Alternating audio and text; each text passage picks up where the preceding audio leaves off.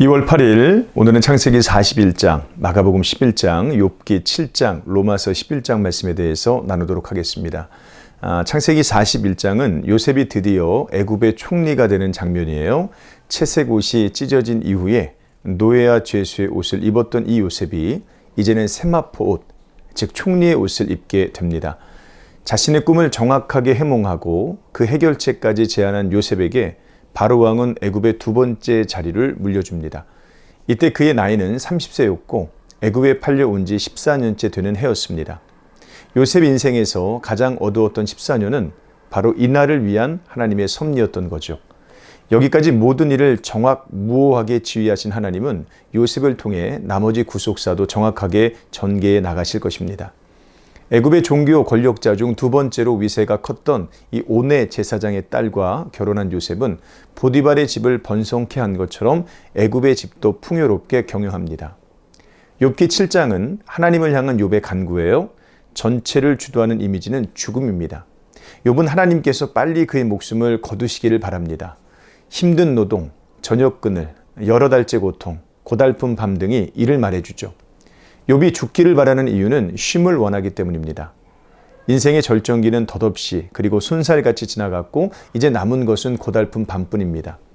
욥이 괴로운 것은 하나님께서 그를 따라다니시면서 고통을 주는 것처럼 느껴지기 때문이죠. 사람이 무엇이기에 주께서 그를 크게 만드사 그에게 마음을 두시고 아침마다 권징하시며 순간마다 단련하시나이까? 17절로 18절 말씀이에요. 욥은 자신이 겪고 있는 고통이 자신의 죄악 때문이 아니라 하나님의 특별한 관심에서 일어났다는 것을 알고 있었습니다. 한마디로 신자이기 때문에 겪는 고통이라는 것을 알았던 거죠. 신자가 겪는 아픔은 그리스도의 길에 서 있기 때문입니다. 마가복음 11장에서 예수님은 왕으로 환영을 받고 예루살렘에 입성하셨습니다. 그러나 그는 곧 왕으로 죽임을 당할 것이에요. 그분은 성전의 세속화를 보고 분노하셨습니다. 기록된 바 내 집은 만인이 기도하는 집이라 칭함을 받으리라고 하지 아니하였느냐. 너희는 강도의 소굴을 만들었도다.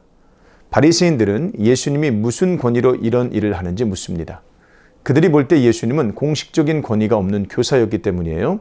이 사건으로 인해 예수님은 핍박과 죽음의 위협을 본격적으로 당하기 시작합니다.